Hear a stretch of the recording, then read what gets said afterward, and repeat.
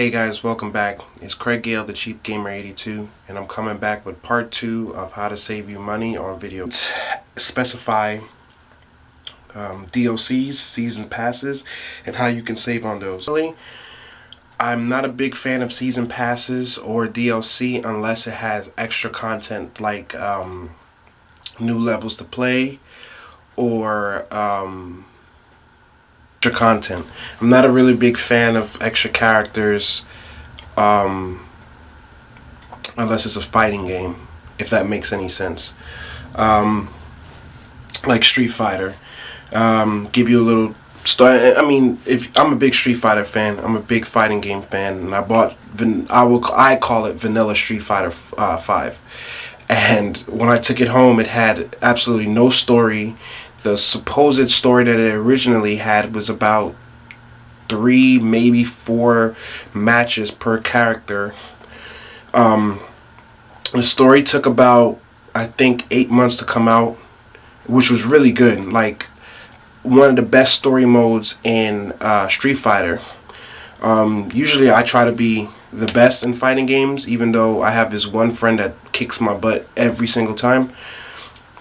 I like to play versus mode, you know, one player versus computer, and they didn't have that. It was all versus mode was one player versus 2 players. The only thing that I could do to hone my skills, I mean, they did have training, but they had survivor mode. And survivor mode is pretty cool. It was okay, but it wasn't as like challenging, even though they had the different modes and difficulty. But other than that, I was really disappointed with the game. I paid $60 for the game. I was really mad, knowing if I had known beforehand that the game was going to be like that, or if I had read more reviews on it, I kind of just blindly went and purchased it, and I put a reserve down just so I can get the Chun-Li skin. It was just not worth it at the time. A little later on, they started to give me free characters, so I got to play with Guile, I got to play with Alex. And then, right around the time they were talking about putting Ibuki in, they literally took all the characters that they gave me away, updated the game, and they put the actual story mode in. And then what happened was, I have to either play the game constantly, I'm guessing survival mode or online, to get the fighter points in order to unlock different characters and different skins, or purchase the season pass for $30, which I didn't want to. I did eventually get Ibuki, I did eventually get Alex and Guile, but I paid about $2 each character, and to me that was fine. I know they dropped Seth, but I really didn't care about Seth. I mean, I'm a big Street Fighter 3 fan, but I didn't really care about Seth, so I'm not going to purchase him. And I really don't play Street Fighter 5 now anyway. I mostly play Mortal Kombat, which I waited to get. And it was awesome because I got the game for about $16 on Steam. They gave me Goro for free as part of the deal. And I paid another $8 later when they finally dropped XL on the PC, because it was already out on the consoles. So all in all, I paid over $20 for a $60 game that, you know, was worth it. So I play more. If I'm going to play a fighting game right now, I play more Mortal Kombat XL. And I just want to give you that little background of why I'm not personally a big fan of DLC and seasons passes, especially with like Call of Duty. There's nothing more that I can really help you with when it comes to Call of Duty, because you're going to want to play the new maps. You're going to play the new zombie DLC in new areas, and you know, they can pretty much jack up the prices, you know, and if you want to play online, you know, with everybody, and you have the new modes or get a little extra content, you're gonna have to pay. And I remember the GameStop lady told me it was $49.99 for a season pass, and I literally sat there and thought, that's pretty much a brand new game. But so far, from the feedback that I'm getting from people who are big Call of Duty fans, they're liking the season pass, they're liking the new DLC, they're liking everything. So I'm guessing they're getting their money's worth. So in a sense, when it comes to season pass and DLCs, I think it's pretty open to interpretation of what you would like to spend money on and what is gonna bring you, you know, the most enjoyment for bang for your buck. For me, Street Fighter, paying $30 for a season pass, and the game was broken when it was first released, wasn't worth it. And I spent about $6, and I got 3 characters that I wanted, and I played off and on. I really don't care about skins. I really don't care about costumes. Matter of fact, even if I have Street Fighter on the computer, you know, there's so much mods out there that I rather mod my Street Fighter and get some insane costumes than to spend $1 to $2 on the Brazilian Olympic costume for Ken, if that makes any sense. Another thing that I want to also bring by you guys is subscriptions, other than what I said in the first video. What it comes down to with that is, if you're a consoler, it's awesome if you have PlayStation Plus or Xbox Live Gold.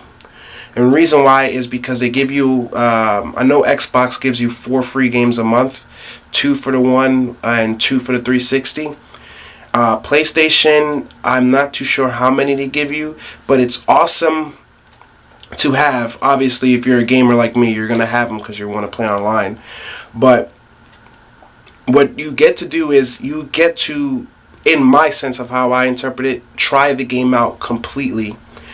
Once you lose your subscription, or once you don't pay your subscription, you can't play the games unless you're on 360, because 360 is kind of grandfathered in. So if you get some pretty awesome games, if you still have your 360 and you're still playing your 360, those games are yours. And if you download games on your Xbox One that are free and they're for the 360, they're still yours. So if you want to later on go back and purchase Xbox 360, all those 360 games you're getting for free are yours.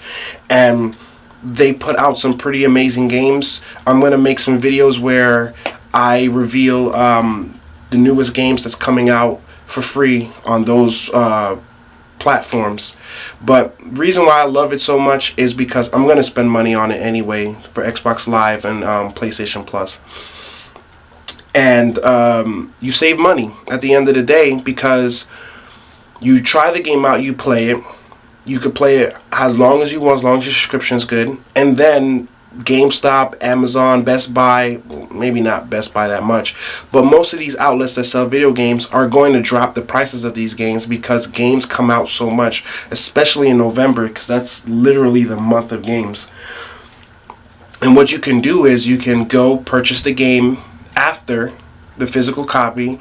You still have your saves from when you played the game beforehand, and now you have the game cheaper than what it was when it originally came out. Like, personally for me, Shadows of Mordor, I love that game. I literally love that game. I got it for free on Xbox One, was playing it, loved it. I went to GameStop one day and I saw the game for, I think it was $18, and then 10% off with my GameStop card. And I'm not plugging GameStop, I'm just giving you a story background. And I got the game cheaper, and the game came out a year before and it was $60. And that's only because I waited. And Shadows of Mordor, unless you really are a big Lord of the Rings fan, was an obscure game. So for me, it was like, I got this great game for about $20, you know. I've been playing it for a couple months now. I have my saves, and boom, now I can keep the game. And I got to play it beforehand, and the game is mine. So I thought that was awesome. Yeah. And if you think that the subscriptions to play online, like PlayStation Plus or Xbox Live Gold, is too much money, you can go on the websites like Slick Deals, and you can literally buy the subscription, the codes for the subscriptions, or eBay, and you can get them for a certain percent price off. So instead of paying $50 for the year or $60 for the year, you probably can get it for $45. Now, It may not be a significant amount of money taken off, but at the same time, it's still money being taken off, so you can literally save. So that's pretty much like my standpoint on DLCs and season passes. It's really based upon you. Usually with DLCs and season passes, at some point their prices do drop because they're going to release more, or the season pass gets a little older.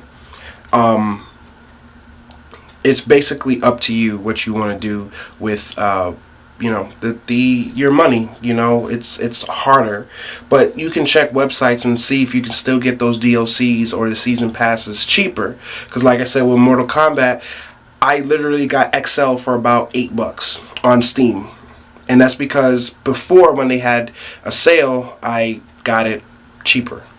Oh, and another thing too that I want to put before I sign off is flash sales. PlayStation does it, Steam does it, Xbox does it. It's pretty awesome. Pretty much what they do is they'll have these older games, and they'll have flash sales where you can get these games for, I would say, 30 to up to 70% off. And it's awesome. Like for PlayStation, I still have my PlayStation 3. I've gotten Xenogears for $2. I got all 3 of the Wild Arms. I think I paid about $10. Breath of Fire 4, friggin' love that game. I got that game for about $5.99. And to the retro collectors, because I'm also a retro collector, I understand you don't want to have digital copies of the games, but me, because I'm cheap, I really don't care. Because I saw a store in when I was in Kentucky, and they had this game for Dreamcast, JoJo's Bizarre Adventure. It was $100, and I was like, man, this game is really expensive. Like, this game is really expensive. And I understood JoJo's Bizarre Adventure is an obscure game, and in America, not a lot of people really watch it or read it or know. I mean, with Crunchyroll now, it's getting pretty big. Everyone's watching it and stuff like that. I watch it. I'm eventually going to do a video of the next episode that's coming out. But I went on Xbox, and I still had my JoJo's Bizarre Adventure that I spent $20 on, so I just played on my 360. I didn't want to spend $100 to get the actual one. You know, I mean, collectors out there, you retro collectors, are probably sitting there like, you're an idiot. You know, I would have spent that money, or I would have figured out how to get it cheaper. And it's kind of like, I just want to be able to play the game. You know, own it, and play it. So again, it all comes down to preference. What do you want to do? How do you want to spend your money? But, you know, me, I'm the cheap gamer. I just want to save you $1. And that's it. I'm outie.